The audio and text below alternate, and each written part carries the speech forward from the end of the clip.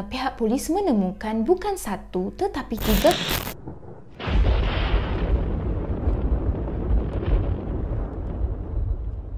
Hari ini kita akan bahaskan kisah pembunuhan Kelly Cook yang terjadi sekitar tahun 1981.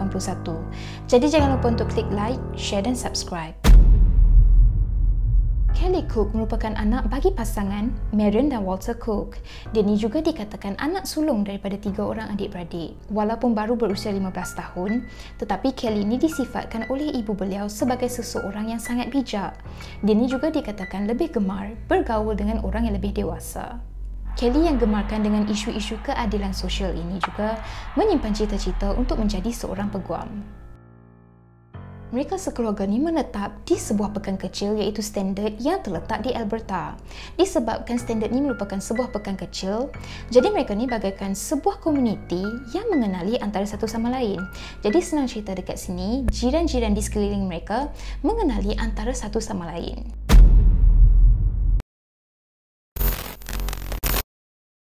Jadi pada hari berkenaan, sekumpulan lelaki ini memutuskan untuk menunggang motosikal di sekitar kawasan tasik. Jadi setibanya mereka ni di tepian tasik, salah seorang daripada mereka ni menemukan mayat seseorang dalam keadaan terdampar di tepian tasik.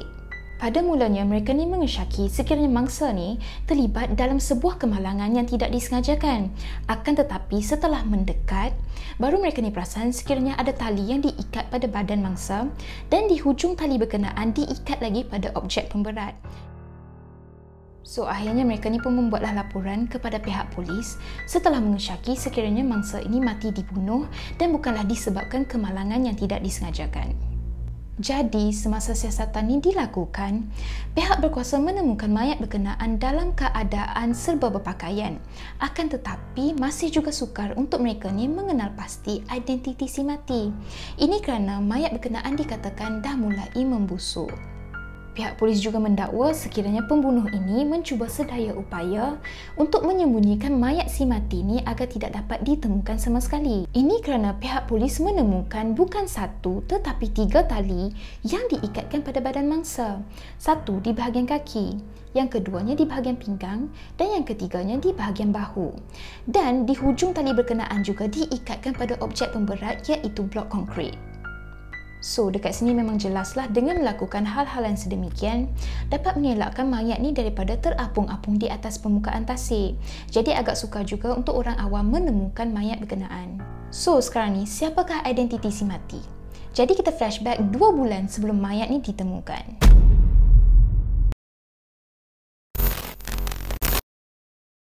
Seperti hari biasa, Kelly ni dikatakan sedang bersiap untuk ke sekolah pada pagi tersebut. Tiba-tiba dia ni menerima panggilan telefon daripada seorang lelaki yang mengakui dirinya sebagai Bill Christensen. Secara kebetulan, Bill Christensen ni mencari seorang pengasuh untuk anaknya pada malam tersebut sekitar 8.30 sehingga 12 malam. Zaman dulu memang normal bagi budak-budak sekolah ni melakukan pekerjaan-pekerjaan sedemikian untuk mencari wang lebihan. So Kelly ni juga dikatakan memang sering mengasuh anak-anak di sekitar kawasan Standard. So dari sini jugalah mungkin keluarga mereka ni dikenali. Jadi tanpa berfikir panjang, si Kelly ni pun menerima tawaran yang diberikan oleh Bill Christensen. Walaupun masa tu dia ni tidak mengenali dengan individu tersebut.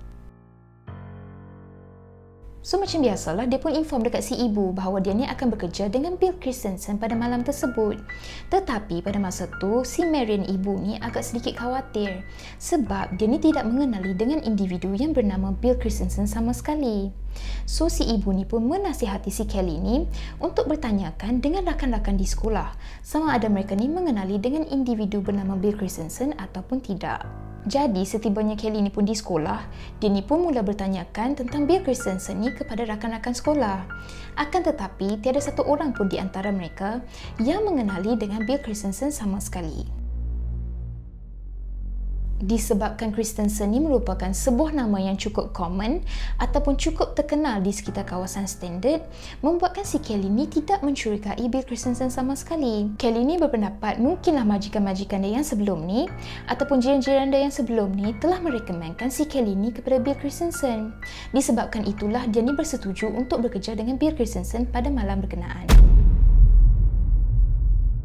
Jadi setelah pulang daripada sekolah, si Kelly ni pun cuba untuk memujuk dan meyakinkan si ibu iaitu Marian untuk membenarkan dia ni bekerja dengan Bill Christensen pada malam berkenaan. Dan akhirnya si ibu pun akur dan membenarkan Kelly untuk bekerja dengan Bill Christensen pada malam tersebut. Disebabkan Kelly ni merupakan seorang pelajar sekolah dan tidak mempunyai kenderaan persendirian, jadi majikan-majikan ni digalakkan untuk menjemput dan menghantar pengasuh-pengasuh mereka pulang setelah selesai kerja. Jadi pada malam berkenaan, si Bill ni pun akhirnya tibalah di rumah si Kelly. Jadi seperti biasa, sebelum Kelly ni meninggalkan rumah, si Kelly ni sempat meminta izin daripada si ibu. Dan si ibu Marian ni pun sempat memesan kepada Kelly untuk membuat panggilan telefon setelah tiba di rumah Bill nanti. So akhirnya Kelly ni pun menaiki kenderaan yang dipandu Bill dan mereka berdua berlalu pergi. Usually, pengasuh-pengasuh ni akan tiba di rumah majikan mereka sekitar 10 hingga 20 minit paling lewat. Akan tetapi, selama hampir setengah jam menunggu, Marian ni masih juga tidak menerima panggilan telefon daripada si Kelly ni sama sekali. Disebabkan standard ni merupakan sebuah pekan yang agak kecil, jadi tak perlukan masa yang begitu lama untuk sampai ke destinasi. So, Marian pun segeralah membuat panggilan telefon kepada jiran-jiran tetangga untuk bertanyakan tentang Bill Christensen. Akan tetapi, tiada satu orang pun di antara mereka yang mengenali dengan individu tersebut. Zaman dulu ni mungkinlah kes-kes jenayah melibatkan kanak-kanak ni jarang-jarang terjadi, membuatkan mereka ni ataupun family si Kelly ni tadi tidak mencurigai sesiapa pun termasuk Bill Christensen. Jadi dekat sini, tiada satu orang pun ahli keluarga si Kelly ni tadi yang bersemuka dengan Bill Christensen sebelum mereka ni pergi. So dekat sini tiada juga satu orang di antara mereka yang mengenali kenderaan yang dipandu Bill sama sekali. Walau pada mulanya si ibu ni dikatakan khawatir, dia tetap memutuskan untuk menunggu kepulangan si Kelly sehingga jam 12. Tetapi sehingga jam 12.30, Kelly ni masih juga belum pulang. Ini yang merisaukan lagi keluarga si Kelly. So akhirnya mereka pun membuat panggilan kepada pihak berkuasa dan melaporkan kehilangan Kelly. Pada malam yang sama, pihak berkuasa ni bersama bapa si Kelly telah membuat rondaan di sekitar kawasan Standard bagi mencari Kelly. Jadi mereka ni singgah dari rumah ke rumah untuk mencari anak mereka yang hilang iaitu Kelly. Akan tetapi pencarian mereka ni dikatakan gagal kerana Kelly ni tidak dapat ditemukan sama sekali.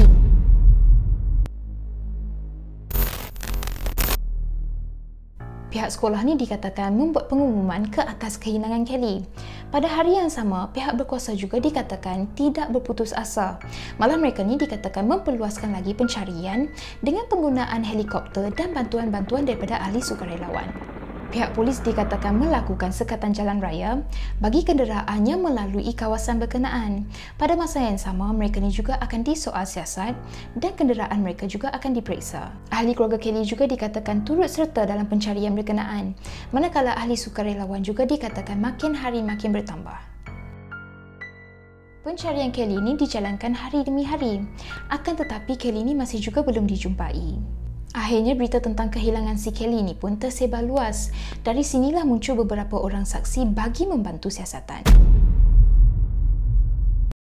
Jadi, ada seorang saksi yang merupakan operator panggilan mendakwa sekiranya pada malam Kelly ni dilaporkan hilang, sekitar 10 sehingga 10.30 malam, dia ni menerima panggilan telefon di sekitar kawasan Huzar. Huzar ni terletak 20 minit jauh daripada Standard. Setelah menerima panggilan berkenaan, dia ni mendengar bunyi jeritan yang sangat kuat menyebabkan dia ni melepaskan headset yang dipakai. Jadi setelah menyambungkan semula panggilan, alangkah terperanjatnya panggilan tersebut diputuskan serta-merta. Kemudian, ada seorang saksi yang merupakan pemilik stesen minyak mendakwa sekiranya dia ni pernah didatangi oleh seorang lelaki yang ingin meminjam telefon.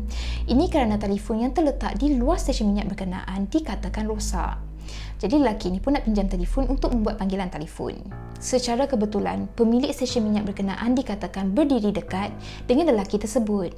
Jadi melalui pemerhatian dia ni perasan sekiranya lelaki tersebut membuat panggilan dalam negeri. Pada masa yang sama, conversation dia ni seakan-akan mencari pengasuh. Jadi dari sinilah dia ni mengesyaki sekiranya lelaki tersebut mungkin mempunyai kaitan dengan kehilangan Kelly. So, pemilik stesen minyak berkenaan pun dikatakan memberikan ciri-ciri fizikal lelaki berkenaan kepada pihak berkuasa. Jadi melalui ciri-ciri fizikal yang diberikan oleh lelaki berkenaan, akhirnya pihak berkuasa ni pun dikatakan telah melakarkan sebuah lukisan yang dipercayai sebagai Bill Christensen. Pihak polis turut mencari Bill Christensen di serata Kanada. Mereka juga menyoal siasat 35 orang individu yang mungkin mempunyai wajah yang seiras dengan lakaran tersebut, termasuklah nama yang sama dengan Bill Christensen. Akan tetapi, pencarian mereka ni dikatakan masih juga tidak membuahkan hasil. Akhirnya, pihak polis berpendapat sekiranya Bill Christensen itu sendiri merupakan sebuah nama palsu.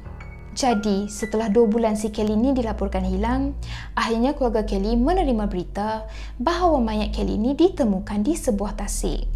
Tasik tersebut merupakan tasik Chin yang terletak 2,5 jam daripada standard. So, flashback balik, disebabkan mayat tu dijumpai dalam keadaan dah meruput, so hasil gigi DNA si mati ni yang membuktikan sekiranya si mati merupakan Kelly Cook.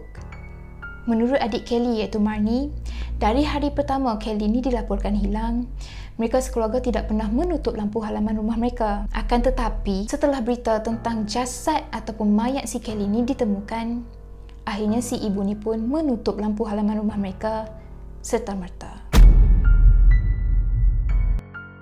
Mayat Kelly ni pun akhirnya dikebumikan di standard dan loceng juga dibunyikan untuk memberi penghormatan yang terakhir buat Kelly dan keluarga mereka. Pengebumian Kelly ini dihadiri oleh rakan-rakan sekolah. Banyak kedai-kedai di sekitar kawasan standard juga dikatakan tidak beroperasi pada hari berkenaan. Siasatan demi siasatan dilakukan, akhirnya pihak polis ni baru mengetahui sekiranya Kelly ni bukanlah target utama si pembunuh. Akan tetapi, target utama si pembunuh merupakan rakan Kelly iaitu Stacy. So, flashback balik pada 23 April 1981, di mana pihak sekolah si Kelly ni tadi ada membuat pengumuman tentang kehilangan Kelly. Pada hari yang sama, si Stacy iaitu rakan si Kelly yang berusia 17 tahun, yang mungkinlah merupakan senior kepada si Kelly ni tadi, tampilkan diri untuk membantu siasatan. Menurut Stacy, pada 18 April 1981, 4 hari sebelum si Kelly ni dilaporkan hilang, dia juga ada menerima panggilan telefon daripada seorang lelaki yang bernama Bill Christensen. Memang secara kebetulan, Bill ni mencari pengasuh pada hari berkenaan pada 18, okey?